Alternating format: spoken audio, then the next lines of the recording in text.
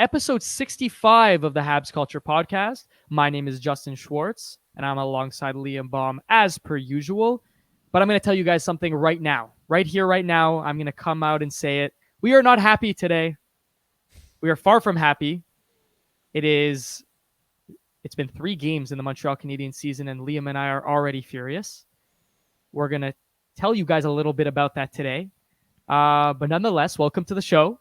We're excited to be here. And look, we're keeping up our consistency a little bit. So back-to-back weeks, we're back. Unfortunately, like I said, we're not happy with how things are going through 1 week of hockey.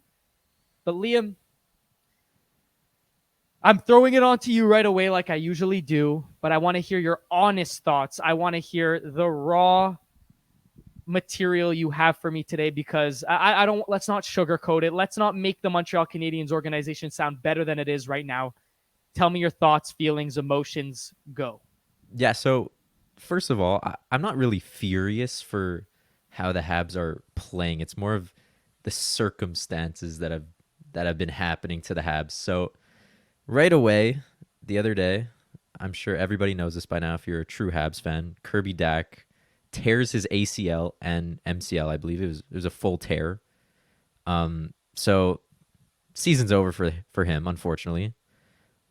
Yeah, that's the first big blow. Then a couple days after that, it might have been the same day. I can't remember, but in Switzerland, David Reinbacher gets a lower body injury. He's out for between 1 and 3 weeks. Not too bad, but again, halts his development. Then we get the news, big Habs prospect. I mean, not super big, but could play a vital part in the roster in a few years. Emil Heineman suffers a upper body injury, and he's out long term. It is deemed that it's a very serious injury.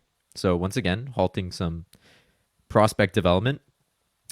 And then the other day, Caden Gooley, the first report was that he broke his wrist and he was out 6 to 8 weeks. But thankfully, some light shined upon us, and he's only out for 1 to 2 weeks, it seems like. So, I mean, that's the only positive, that it's not 6 to 8 weeks, but 4 injuries in the first damn week of the Habs season. We're already going to be technically at 81 man games missed if we're counting all of Kirby Dach's games missed. So right away, we're leading the league in another stat that we don't really want to lead the league in. So yeah, big blow right away to the Habs roster. Liam, I'll tell you why I'm furious. I'll tell you exactly why I'm furious. Because atop of all these injuries, which absolutely suck, and to be completely honest with you, as a true Habs fan, do not make me want to tune into the Montreal Canadiens games much, much longer, because having a guy like Kirby Dach in that second line role alongside Newhook and Slav in that first game with Toronto was absolutely exhilarating. It was something that we looked forward to. It's something that we were excited to watch. And now all of a sudden that just completely disappears.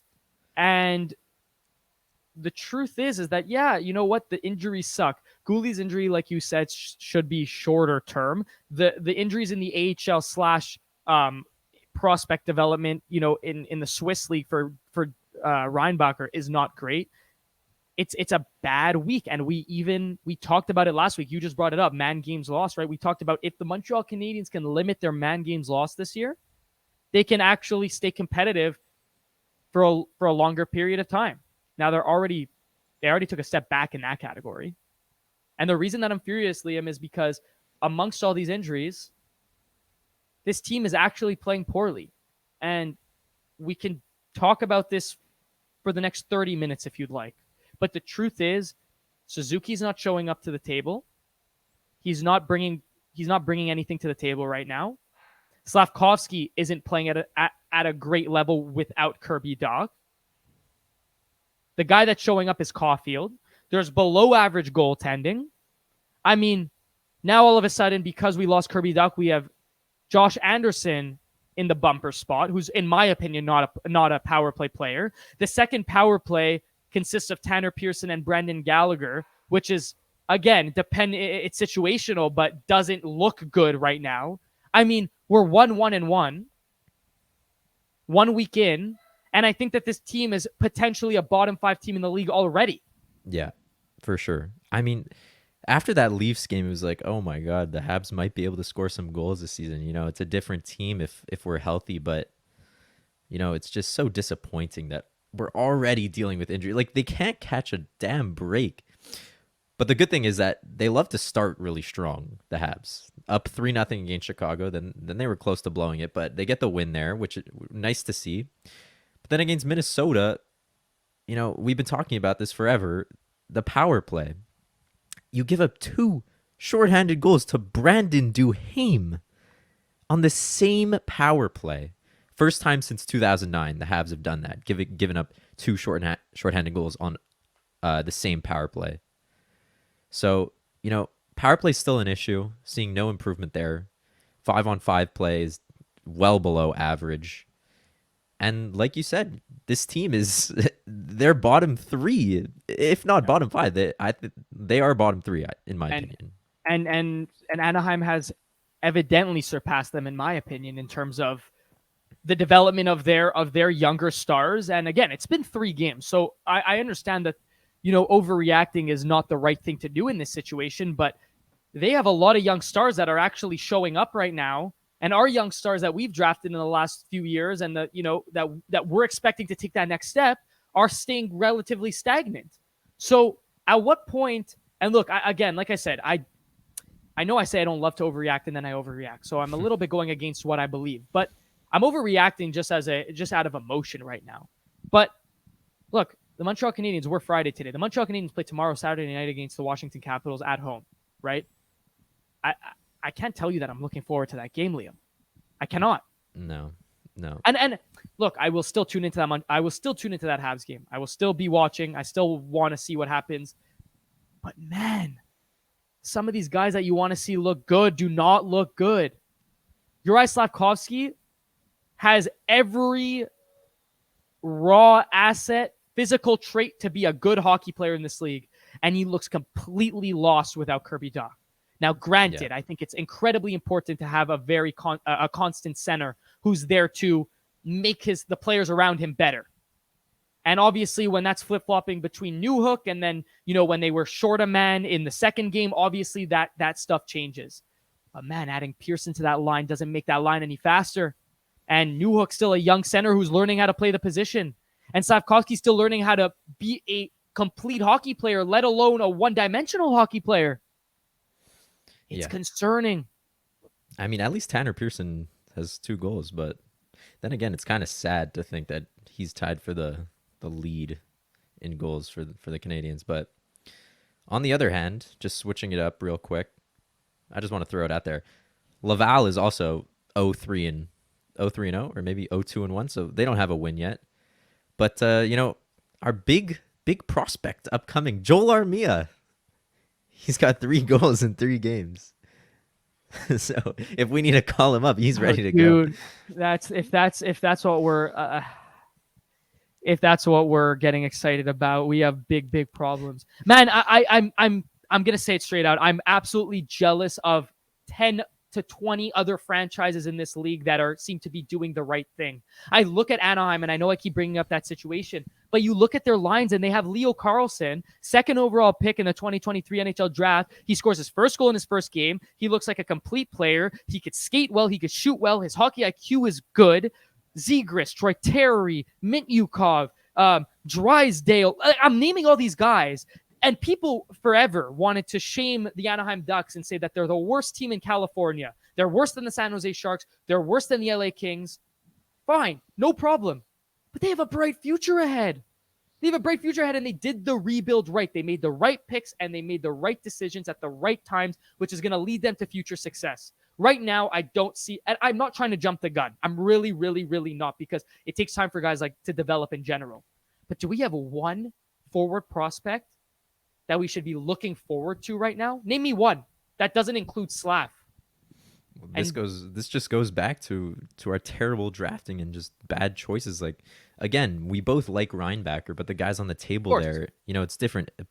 But you go back to Slafkovsky, like, obviously you don't know who's going to be the better player. I think the Habs did make the right choice at the time. But you look at Cooley, the guy's playing power play 1, tearing it up, point per game. He looks like he just fits in perfectly.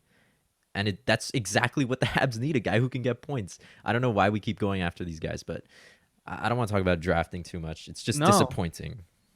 I'm disappointed. And there's one thing that I want to bring up, and I think that you'll let me know what you think of this. The one thing that scares me the most about Kirby Dach's injury and the Gooley injury, which is short term, but you'll understand where I'm going with this.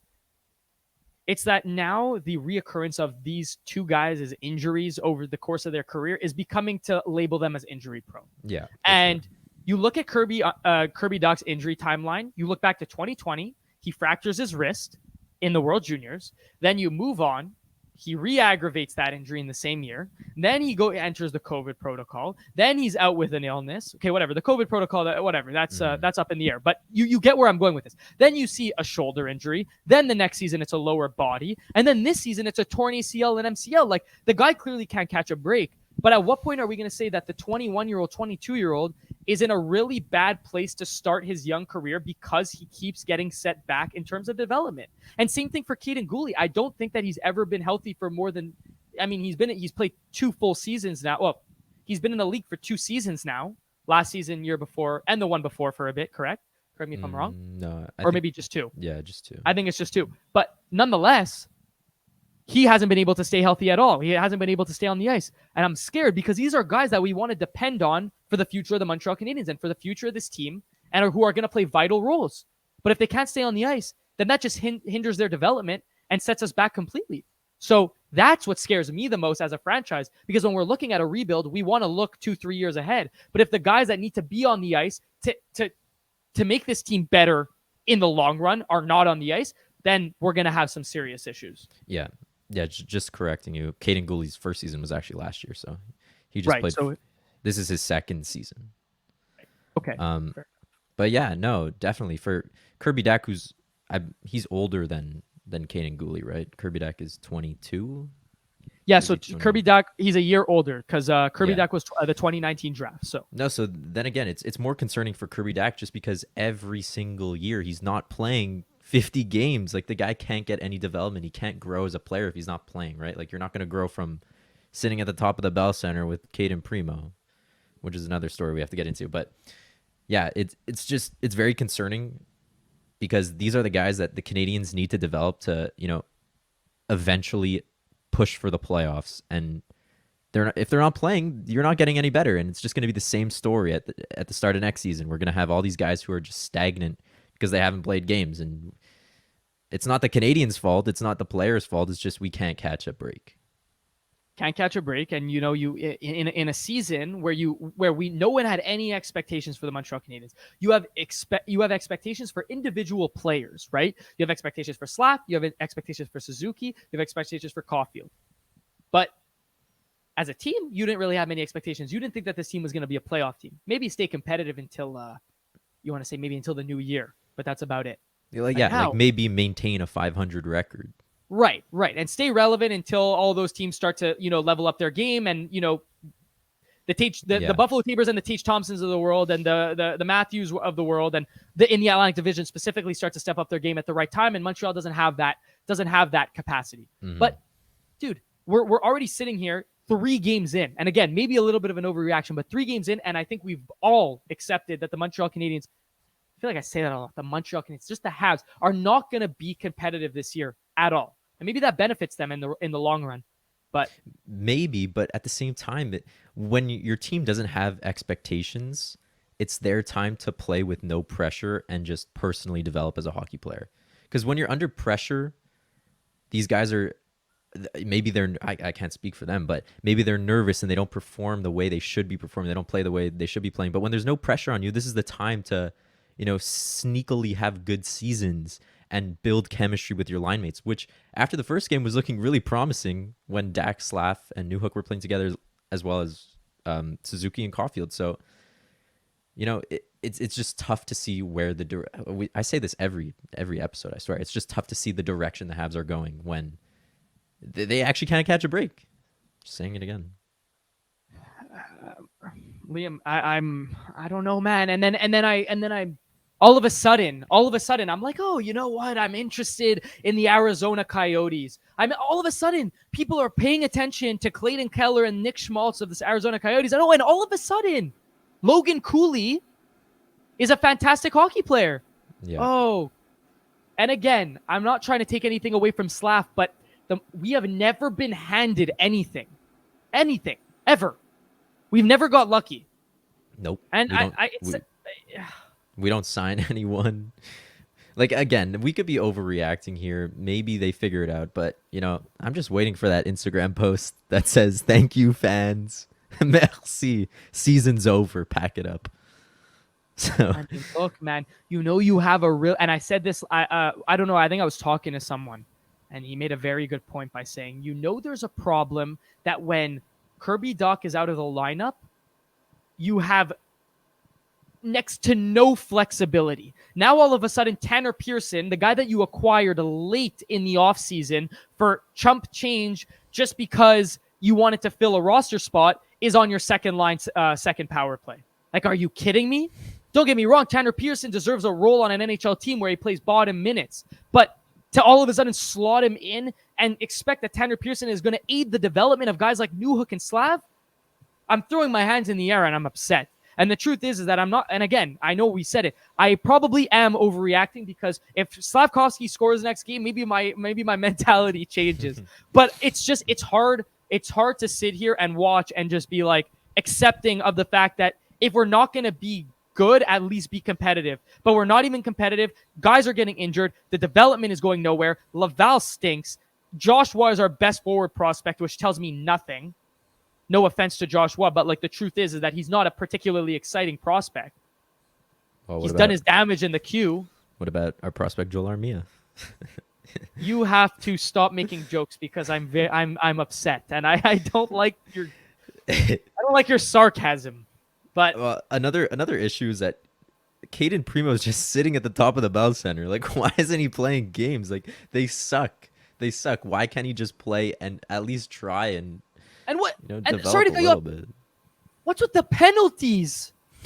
Like, ridiculous. Why is it? And let's forget the fact that it's penalties. It's ozone penalties too.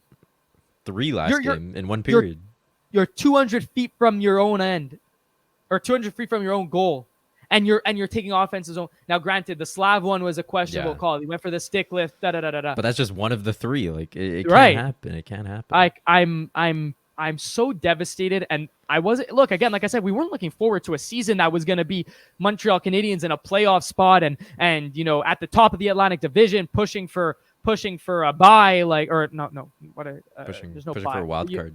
Exactly, no, but I don't know.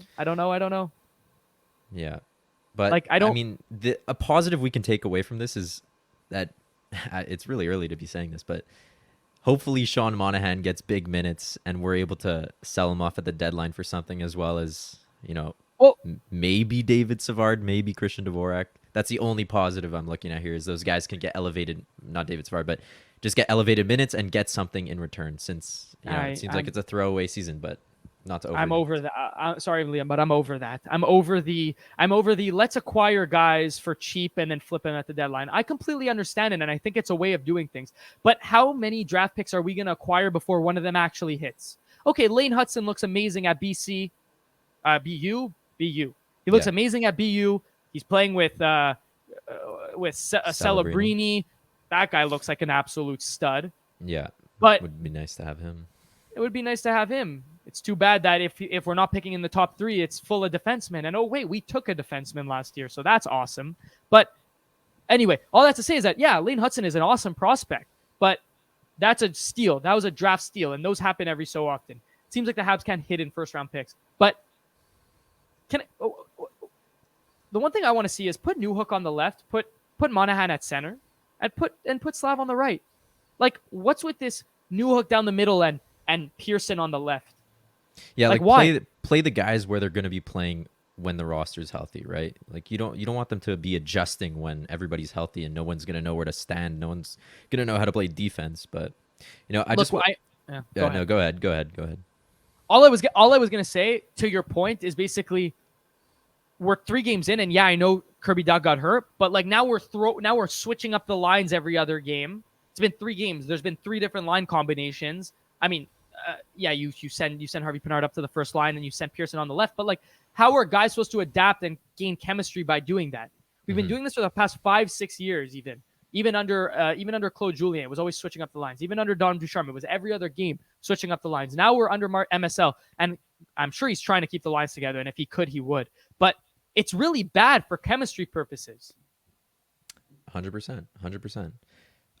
What I was going to say before is that I'm just going to name you a few teams, and you tell me if you, after 1 week, obviously we're not trying to overreact here, but this is after 1 week of hockey, who you think will finish either below the Habs or above the Habs. This is going to be fun. Let me just grab my teams, but go ahead. Right. I'm not going to name you the obvious teams, like the top teams, but I mean, I will actually, because there are some bottom feeder teams that are doing very well. So let's start it off with the Columbus Blue Jackets. Will they finish above or below the Habs?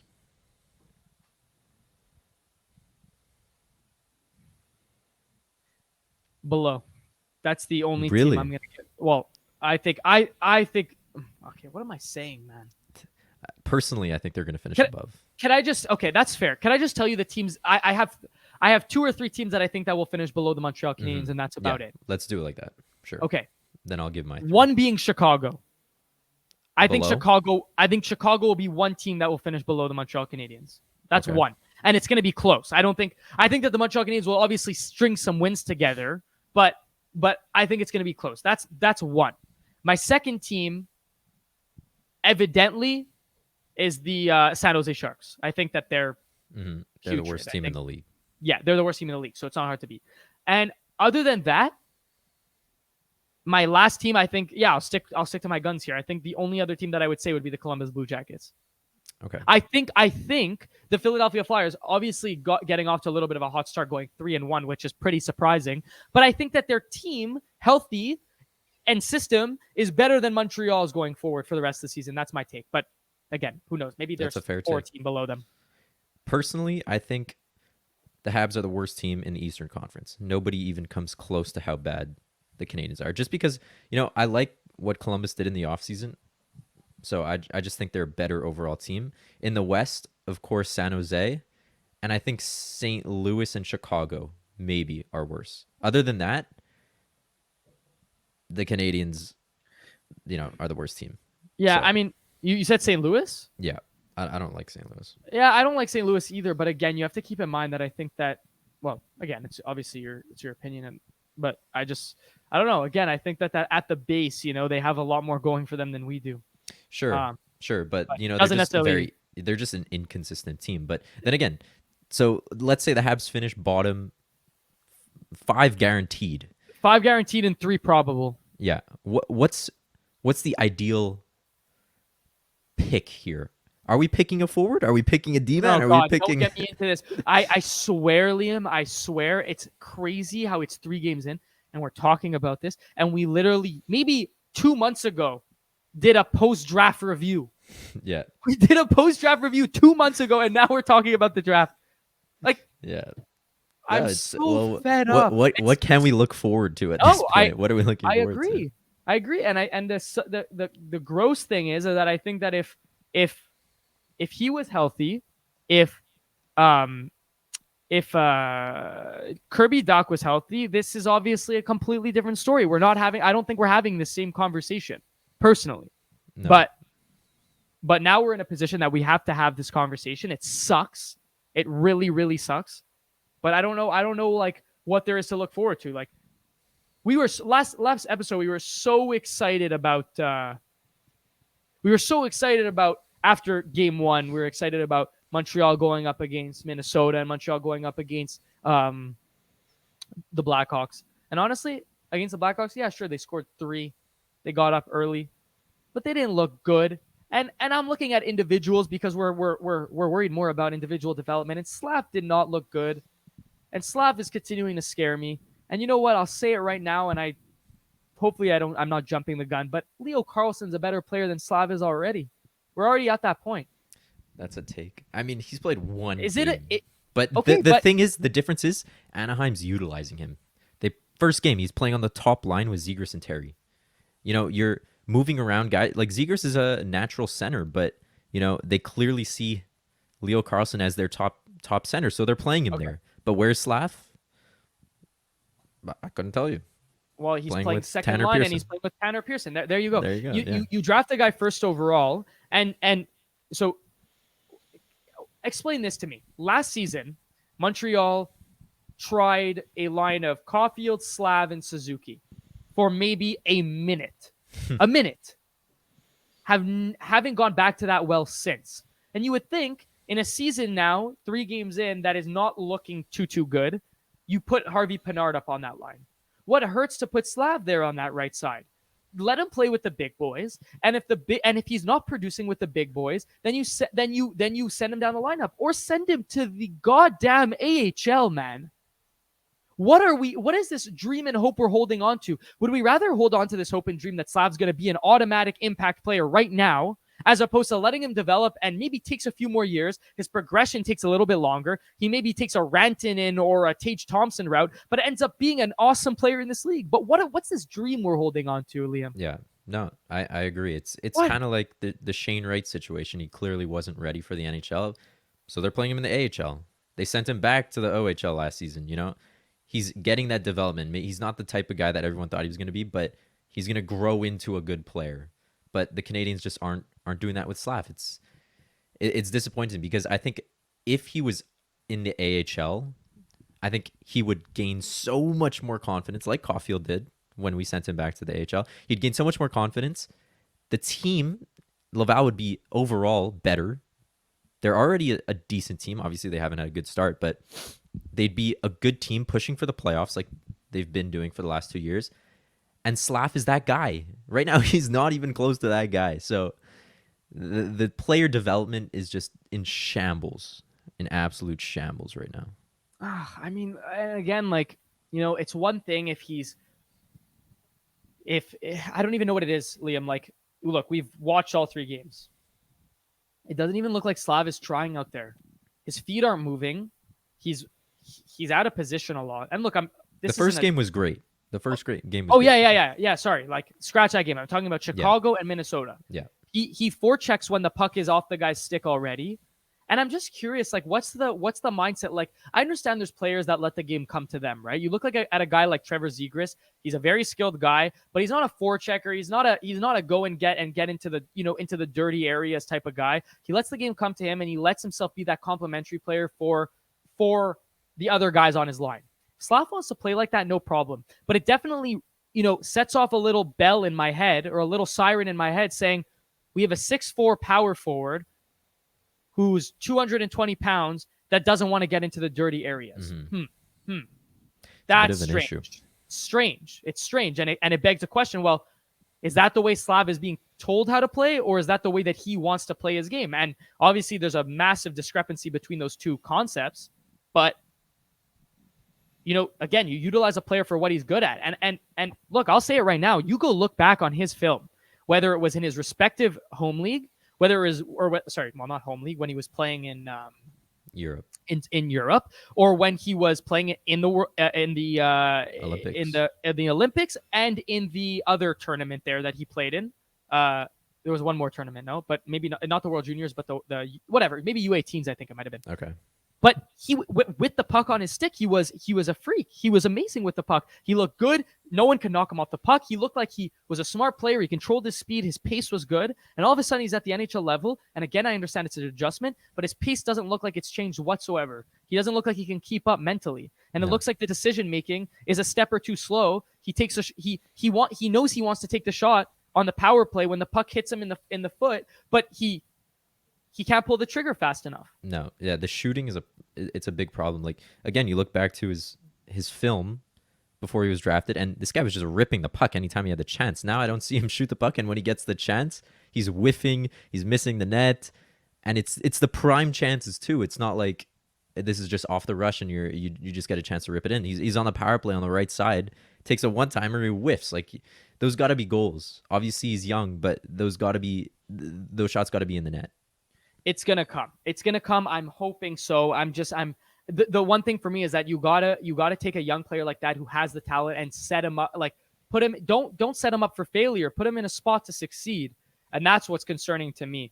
But look, Yeah. I totally agree. Like, look, like why is he not on the first power play in that bumper spot? I understand he's a lefty. I understand that you want Suzuki as the trigger man on the right side who needs to make the pass to the bumper necessarily, and you want it to be a right shot.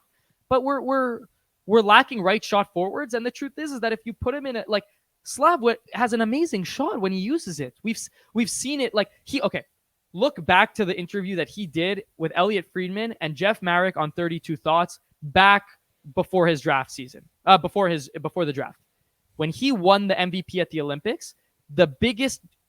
I listened to the whole podcast. He's an awesome guy, Slav. He has a great mindset. He knows what he's doing. The one thing he said is that I shot the puck. I was shooting the puck and it was working because it was going in, right? The more you shoot, the more obviously it's going to produce some goals.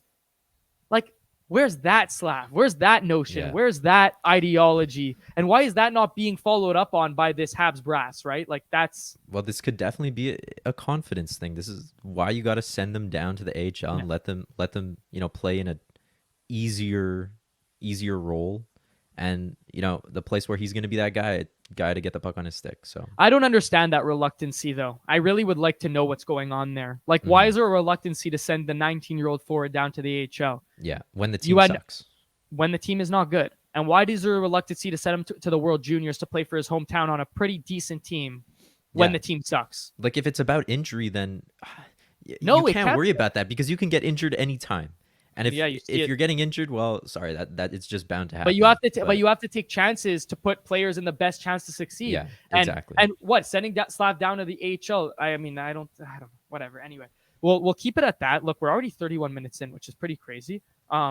We've been obviously, as you guys could tell, pretty upset, and let us know what you guys think, because obviously, write us down below. Like, are we overreacting? Is it too soon to make these comments, or are these comments justified? I mean, look, we're passionate, so naturally this is the course that we're taking. But yeah, look, let's look to what's coming up for the Habs in the next week. Yeah, so Montreal has a game tomorrow night, October 21st, against Washington in Montreal, and then they're facing in Buffalo. They're going to Buffalo. That should be interesting. Let's see if Mr. Devin Levi is in nets for that game. Yeah, that would be pretty cool for him. And then following that, they're on a back-to-back where they face New Jersey in Montreal. They have a pretty heavy week. And then they're on to Thursday against Columbus on Thursday in Montreal. And then Saturday, they finish off the week against the Winnipeg Jets in Montreal as well. So, Liam, we won't count the Saturday game because hopefully we'll be back Friday for some more content.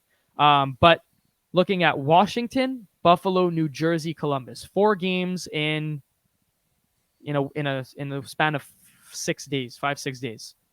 What's the record for the Montreal Canadiens in those games? I'll break it down. We're gonna lose to Washington just because I think Ovi's been tough. He's been having a tough start to the season. He's gonna pick it up. He's always good against Montreal. So loss against Washington. I'm gonna go loss against Buffalo, another team that's trying to pick it up right now. Loss against the Devils. Too good. The Habs can't handle that. I'll go a win against Columbus just because they're, the only team that Canadiens can keep up with. And then, honestly, against the Jets, I think we can pull off a win as well. The Habs are usually okay against the Jets in Montreal on Saturday night. Hopefully we can pull it off. So overall, we're gonna lose 3 in a row and then win 2. Could be worse. Could be worse. It could be worse, and I think you're being a little bit too optimistic, but that's fine.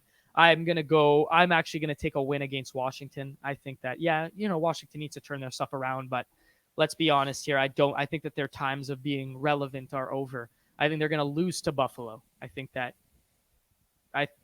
gonna lose to Buffalo. I think they're gonna lose to New Jersey. I think that they're gonna beat Columbus and lose to Winnipeg. So 2 and 3. I'll take my win at the beginning of this stretch. Do you have a player of the week? Is there one guy in particular that you're going to see that you think is going to show up this week?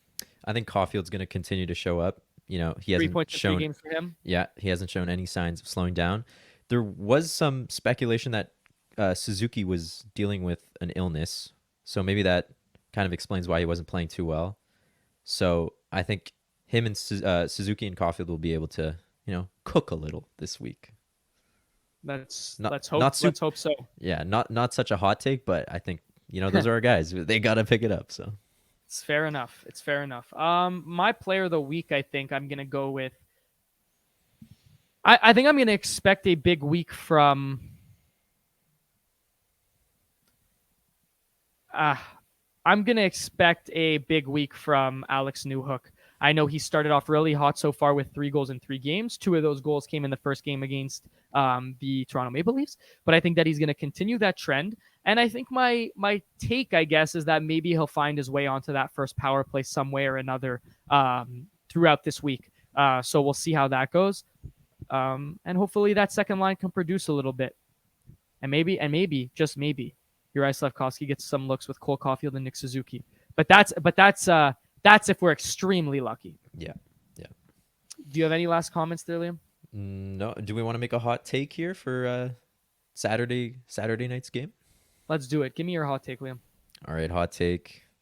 I mean, I did say Montreal would lose, so I got to stay consistent with that. So I'll give an opposite hot take. I mean, maybe it's not that hot, but I'm going Ovi hat trick. Tanner Pearson scoring one though. Ovi hat trick is honestly not even like maybe at this point in his career might be a little bold, but this guy always performs against Montreal, except when Price was in nets, but he always performs against Montreal. Okay, I'm going. I said my Montreal Canadiens win. I think that they take it over Washington, and I'm going with a Gordie Howe hat trick from Arbor Jacki. I like A that. goal. I like that. What is that? A goal, an assist, and a fight. Is that Yeah, it? yeah. There you I go. mean, Gordie Howe hat trick from lock it in for the fight. That's just bound to happen. Lock in the fight, and I'm locking it in versus Tom Wilson. Lock that in. That's gonna be fun. It's gonna be. That fun would be awesome. That would be awesome. In front of the fans, get everyone going. Maybe bring up the spirits here in Montreal. Anyway, guys, we appreciate you guys for watching. Let us know what you guys think of our takes. Let us know what you think of our rants. Are we too optimistic? Are we too pessimistic? Should we be a little bit more optimistic? Anyway, let us know down below and in the comment section. But as per usual, we appreciate you guys for tuning in and listening. And we will see you guys again next week. Thanks, guys. Thanks, guys.